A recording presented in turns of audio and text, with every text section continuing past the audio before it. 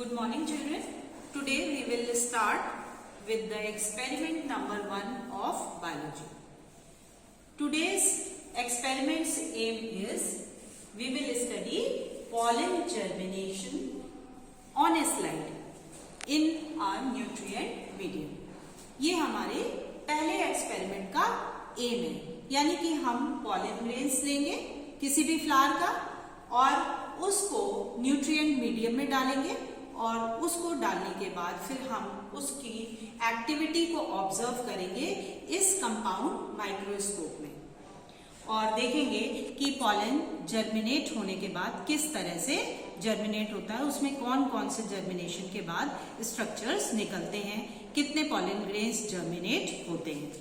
Now for this experiment, इस experiment के लिए हमें बहुत सारी चीजों की जरूरत होगी. तो जो मटेरियल चाहिए उसमें सबसे पहला मेन मटेरियल जो हमें चाहिए वो है फ्लावर्स. तो first we will take this hibiscus flower. अगर हमें हिबिस्कस फ्लावर कॉमनली मिल जाता है तो हम उसे लेंगे. इस हिबिस्कस फ्लावर में आप ये येलो कलर के देख रहे हैं, these are the pollen grains. तो ये पॉलन ग्रेन्स हैं, यानी कि ये पॉलन सैक्स हैं, इनके अंदर पॉलन ग्रेन्स प्रेजेंट होते हैं. तो इनको लेंगे और इसके अलावा हम ये सदाबहार यानी कि जिसको कि हम कैथेरेंथस कहते हैं, इनमें भी पॉलन ग्रेन्स प्रेजेंट होते हैं. इनमें पॉलन ग्रेन्स यहाँ पर प्रेजेंट होते हैं. इसको टीयर करना पड़ता है, इसको खोलना पड़ता है, तब यहाँ इसके अंदर पॉलन ग्रेन्स प्रेजेंट होते हैं. तो ये पॉलन ग्रेन्स हम लेंगे और इन पॉलन ग्रेन्स को हम एक न्यूट्रिएंट मीडियम में डालेंगे. तो ये न्यूट्रिएंट मीडियम कैसे बनता है इसको आपको देखना होगा और इसको आपको समझना होगा. तो first we will take a considerable amount of sucrose. Sucrose हमारी जो नॉर्मल जो शुगर होती है वो होती है. तो दिस इज सुक्रोज. इसको हम ग्राम्स में यानी कि थोड़ा सा कंसिडरेबल अमाउंट में ले सकते हैं. तो जस्ट सी कि हम इसको थोड़ा सा और सारे सब्सटेंसेस के कंपैरिजन में थोड़ा सा ज़्यादा लेते हैं.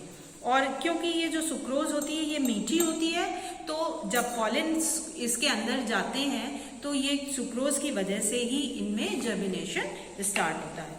और जर्मिनेशन को और अच्छा करने के लिए, यानी कि बहुत अच्छे से जर्मिनेशन हो, तो उसमें साथ में आपको मैग्नीशियम सल्फेट बहुत थोड़े से अमाउंट में और साथ में ये बोरिक एसिड भी डालना होता है. तो ये हमने मैग्नीशियम सल्फेट लिया है और ये है हमारा बोरिक एसिड. तो ये दोनों सब्सटेंसेस जो हैं वो फैसिलिटेट करेंगे जर्मिनेशन को. सुक्रोज में बोरिक एसिड और मैग्नीशियम सल्फेट, इन दोनों की वजह से और जर्मिनेशन तेज होता है या जर्मिनेशन जल्दी होता है. और लास्ट जो प्रोडक्ट हम लेंगे वो होगा distilled water. This is distilled water. So we will take distilled water and make a solution. अब हम इसका सोल्यूशन बनाएंगे. तो इस तरह से देखिए, just see we are making a solution. इस सोल्यूशन को हम बना रहे हैं और सोल्यूशन में हम तब तक स्टेयरिंग करते रहेंगे जब तक कि सारे सब्सटेंसेस अच्छे से घुल ना जाए. और we will keep stirring it until एक ट्रांसपेरेंट सोल्यूशन ना बन जाए. तो लगातार हम इसको ऐसे करके जब स्टेयर करते रहेंगे और जो सब्सटेंसेस इसमें हमें क्रिस्टल के फॉर्म में दिखाई दे रहे हैं तो उनको हम अच्छे से क्या करेंगे, ऐसे करके स्टेयर करके घोल देंगे. और घोलने के बाद फिर हमारा ये न्यूट्रिएंट मीडियम बनकर तैयार हो जाएगा. तो सब लोगों को ये समझ में आ गया होगा कि न्यूट्रिएंट मीडियम कैसे बनाते हैं. देखिए, मेन आपके पास सुक्रोज होना चाहिए. सुक्रोज के अलावा थोड़ा सा अमाउंट मैग्नीशियम सल्फेट और थोड़ा पिंच ऑफ बोरिक एसिड और बाकी डिस्टिल्ड वाटर. इन चारों सब्सटेंसेस की मदद से हमें न्यूट्रिएंट मीडियम बनाना होता है. अब ये न्यूट्रिएंट मीडियम मैंने इस वॉच ग्लास में निकाल कर रख लिया है. और ये जो वॉच ग्लास में हमने न्यूट्रिएंट मीडियम निकाला है, अब इसमें हम जो ये हमारे हिबिस्कस का जो फ्लावर है, इसमें ऊपर की तरफ आप देखिए तो ऊपर की तरफ पॉलन ग्रेन्स आपको दिखाई देंगे. ये पॉलन सैक्स हैं, ये बड़े बड़े येलो येलो पॉलन सैक्स हैं. तो ये पॉलन सैक्स को आपको इस न्यूट्रिएंट मीडियम में डाल देना है. जस्ट सी आप अगर ध्यान से देखिए तो जब हम ये पॉलन ग्रेन्स डाल रहे हैं तो बहुत सारे छोटे छोटे ग्रेन्स भी इसमें गिर रहे हैं। ये इसके अलावा और एक आध बार और आप डाल सकते हैं इसके अंदर ये लेके।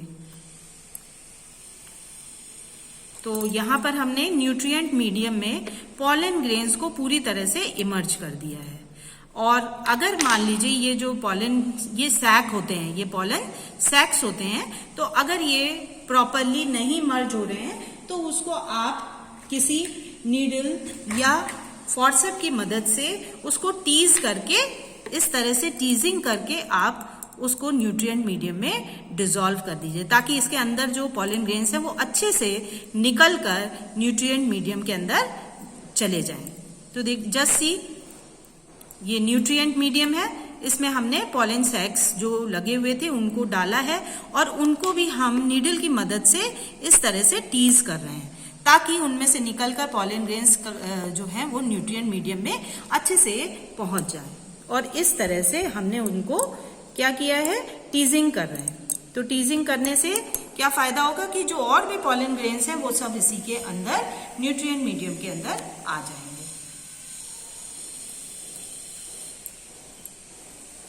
नाउ अब हम लोग हमें ये पता चल गया कि हमने क्या करना था, यानी कि ये मटेरियल लिया हमने, इससे न्यूट्रिएंट मीडियम बनाया और ये जो पॉलन ग्रेन्स हिबिस्कस के ऊपर थे इनको इस न्यूट्रिएंट मीडियम में हमने मर्ज कर दिया। तो ये जो प्रोसेस हम कर रहे हैं तो वो किस लिए कर रहे हैं ये भी हमारा जानना बहुत जरूरी है। तो यहाँ पर प्रोसीजर हम आपको बता चुके हैं। तो यहाँ पर जो ये हमने वॉच ग्लास में ये जो पॉलन ग्रेन्स लिए हैं इनके स्ट्रक्चर को हम देखते हैं। तो जस्ट सी, सब लोग देखिए कि अगर ये जो पॉलन ग्रेन्स हैं इनका स्ट्रक्चर क्या होता है। एक्चुअली में ये मेल गैमीट्स होते हैं किसी भी प्लांट के।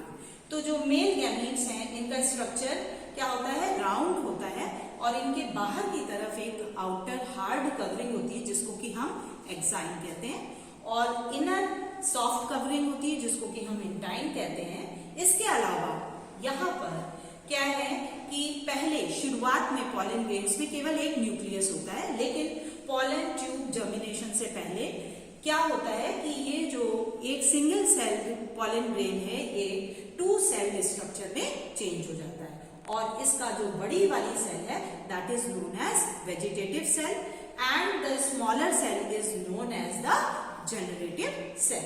अब वेरी इंपॉर्टेंट, एक बहुत इंपॉर्टेंट चीज यहाँ पर होती है, इन टाइम में यहाँ पर स्मॉल स्मॉल पोर्स होते हैं जिनको कि हम जर्म पोर कहते हैं। इन्हीं जर्म पोर की मदद से ये जो पॉलन ट्यूब है ये बाहर निकलती है, यानी कि पॉलन ग्रेन्स में जर्मिनेशन होता है in the form of pollen tube. तो जब हमारा जो ये हमने पॉलन ग्रेन्स न्यूट्रिएंट मीडियम में डाले हैं ये तो हम लैब में कर रहे हैं, लेकिन नेचुरल कंडीशन में क्या होता है कि जब ये पॉलन ग्रेन्स जो है स्टिग्मा पर गिरते हैं, स्टिग्मा प्लांट का फीमेल पार्ट है तो उस पर गिरते हैं, तो वहां पर भी इसी न्यूट्रिएंट मीडियम की ही तरह एक सॉल्यूशन सिक्रीट होता है और जिसकी वजह से यहाँ पर ये जो जर्म पोर है यहाँ से एक पॉलन ट्यूब निकलती है। और ये पॉलन ट्यूब बहुत इंपॉर्टेंट होती है क्योंकि ये जो है आपका ओवा के अंदर या कार्पल के अंदर जो ओव्यूल प्रेजेंट है उसमें ये पॉलन ट्यूब अंदर चली जाती है और ये जो मेल न्यूक्लियस है या ये जो मेल गैमीट है ये एग सेल से फ्यूज करते हैं और फ्यूज करने के बाद एम्ब्रियो बनता है या जाइगोट बनता है जिससे कि सीड का फॉर्मेशन होता है। तो ये पूरा प्रोसीजर था। नाउ अब हम थोड़ा टाइम हो गया है तो अब हम लोग क्या करेंगे कि ये जो हमने पॉलन ट्यूब जो पॉलन ग्रेन्स जो हैं जो न्यूट्रिएंट मीडियम में डाले हैं उनको स्लोली उठाकर स्लाइड में रखेंगे और स्लाइड के ऊपर ग्लिसरीन डालकर इनको कवर स्लिप से ढक देंगे।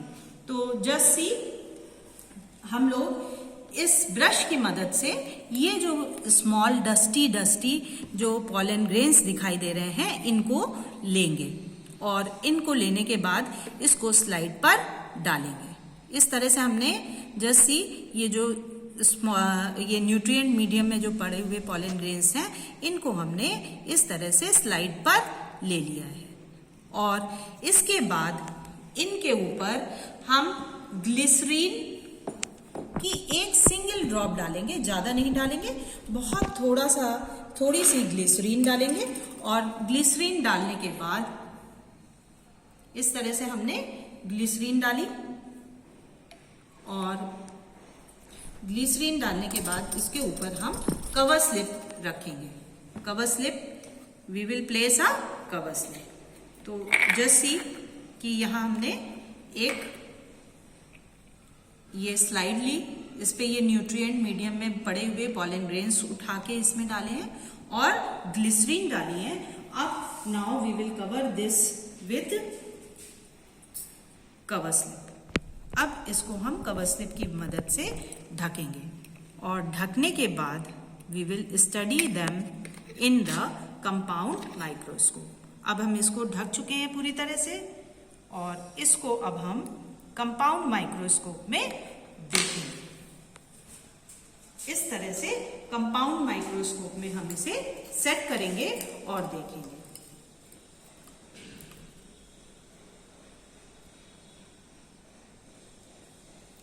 तो कंपाउंड माइक्रोस्कोप में हम जब सेट करेंगे तो जितने भी पॉलन ग्रेन्स हमने लिए हैं, तो उनमें से कितने पॉलन ग्रेन्स में से पॉलन ट्यूब्स निकल रही हैं, इनको हम काउंट करेंगे।